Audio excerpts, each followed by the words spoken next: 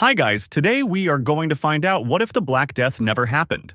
You're standing in a bustling 14th century European marketplace, but something feels overwhelmingly different. The crowds press against you from every direction, bodies packed so tightly you can barely breathe. Children dart between your legs while merchants shout over the deafening chaos of voices. You probably won't survive this alternate timeline.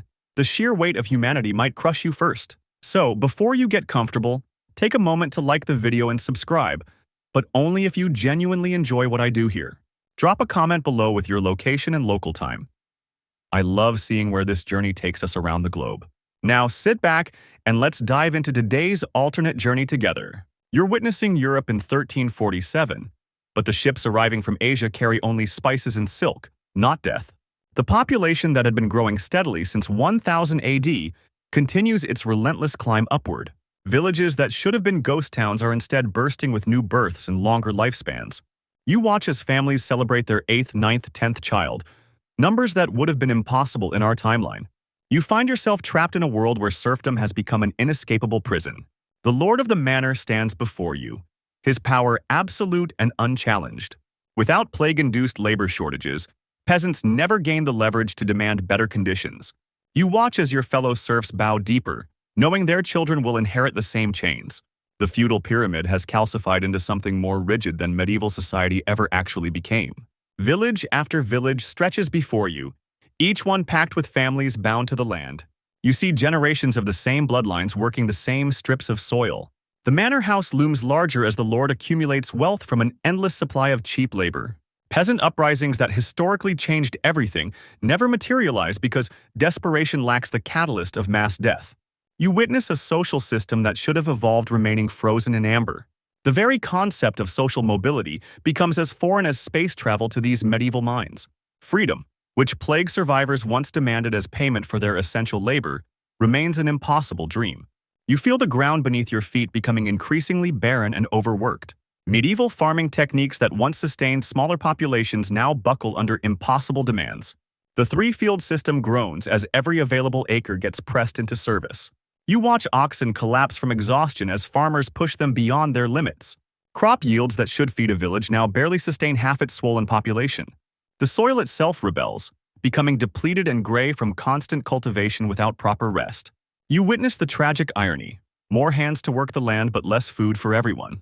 Forests disappear at an alarming rate as desperate communities clear every tree for farmland.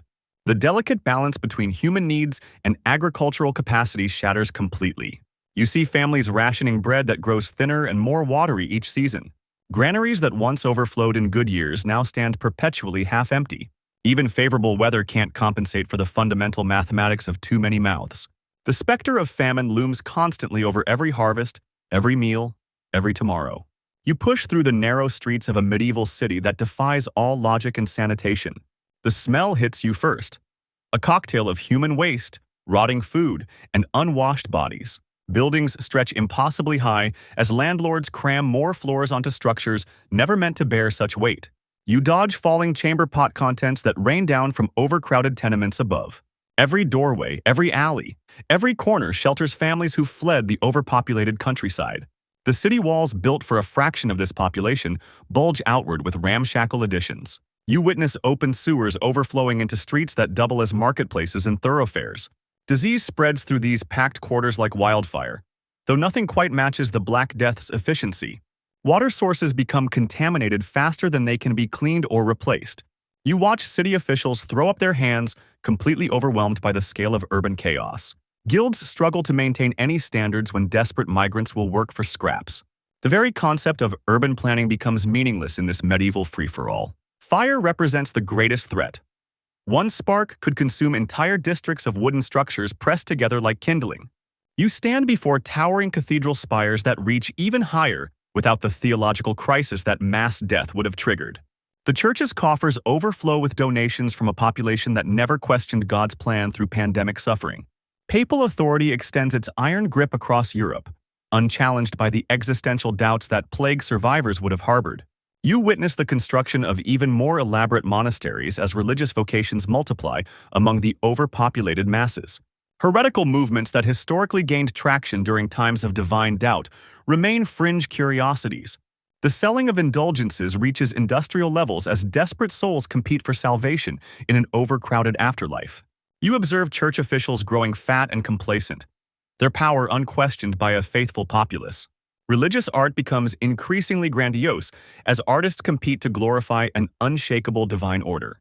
The Inquisition operates with brutal efficiency, facing no shortage of informants in packed communities.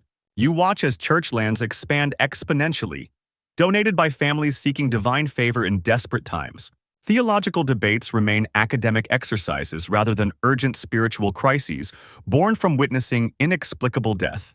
The very foundation of Renaissance humanism crumbles before it can form, as human worth remains defined purely through divine hierarchy.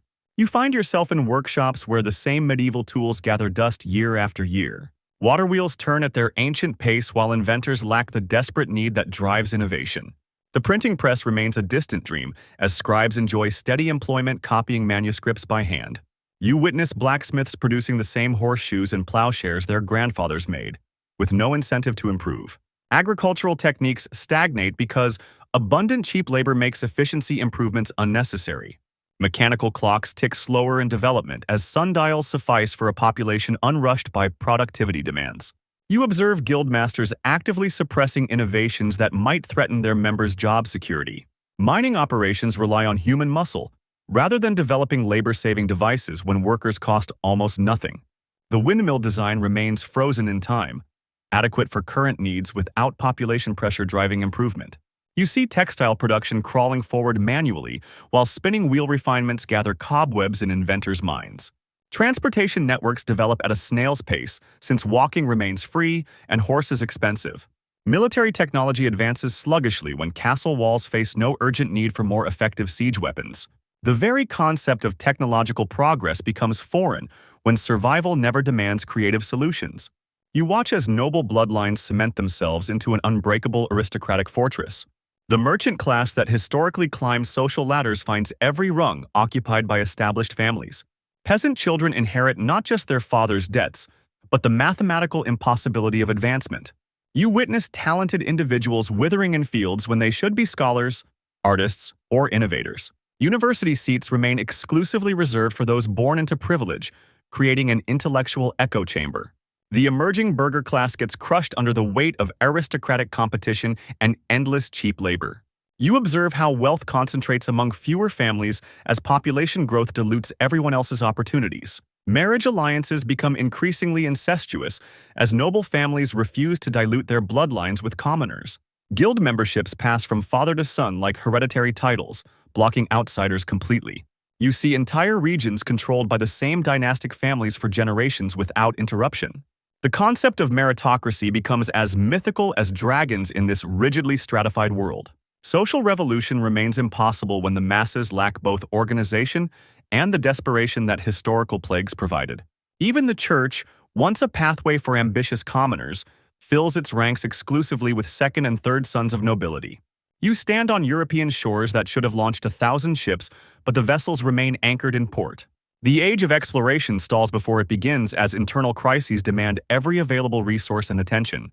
Overpopulated kingdoms turn inward, consumed by the massive logistical nightmare of feeding their own swollen populations. You witness potential navigators becoming farmers instead, their maritime dreams sacrificed to agricultural necessity. The technological innovations that historically enabled ocean voyages never develop when survival trumps exploration. Portuguese princes who should be sponsoring expeditions instead focus on managing domestic food riots and land shortages. You observe how the spirit of discovery withers when every penny must go toward preventing internal collapse. The Americas remain untouched by European contact, their indigenous civilizations developing along entirely different trajectories. Spice routes stay firmly in the hands of traditional Middle Eastern and Asian traders, unchallenged by European competition. You see the Silk Road maintaining its ancient monopolies as Europeans lack both the resources and incentive to find alternatives. The global exchange of diseases, crops, and cultures that reshaped world history never occurs. African kingdoms continue their own development paths without the devastating interruption of the Atlantic slave trade. The entire concept of European colonialism becomes impossible when Europe itself teeters on the brink of Malthusian catastrophe. You find yourself in a world where the intellectual revolution that should have bloomed never quite takes root. The Renaissance spirit of human potential remains strangled by rigid medieval hierarchies that never faced existential challenge. Art continues depicting the same religious themes, lacking the humanistic perspective that historical trauma would have inspired. You witness scholars still debating how many angels can dance on a pinhead while practical knowledge stagnates. The printing press, if invented at all, serves only to mass-produce religious texts and reinforce orthodox thinking. Scientific inquiry remains subordinated to theological doctrine, with natural philosophy advancing at a glacial pace. You observe how the questioning spirit that defines Renaissance humanism never develops without the catalyst of mass mortality. Universities produce clerics and lawyers, but few genuine innovators, as curiosity gets channeled into safe, established paths. The artistic patronage system favors religious commissions over secular exploration of human nature and individual expression. You see how literature remains dominated by morality tales and religious allegories rather than exploring human complexity. The very concept of individual worth and dignity struggles to emerge from a society where human life has never seemed precious through scarcity. Philosophical movements that historically challenged authority find no fertile ground in this uncritically faithful population. The Renaissance's celebration of human achievement becomes impossible when humans remain seen as infinitely replaceable. You witness nature herself stepping in to restore balance through different, equally devastating means. Massive famines sweep across Europe as the mathematical impossibility of feeding everyone finally comes to pass. Wars erupt not over territory or religion, but over the most basic resource, arable land capable of sustaining human life. You observe how climate shifts hit this overpopulated world with catastrophic force, as minor weather changes spell doom for millions. New diseases emerge from the overcrowded, unsanitary conditions, though none quite match the Black Death's swift efficiency. The great forests of Europe disappear entirely, triggering ecological collapse that reverberates across the continent. You see how river systems fail under the burden of supporting populations they were never meant to sustain. Mass migrations begin as entire regions become uninhabitable, creating refugee crises that dwarf any in recorded history. The social order finally cracks under pressures that even the most rigid feudal system cannot contain. You witness the ultimate irony.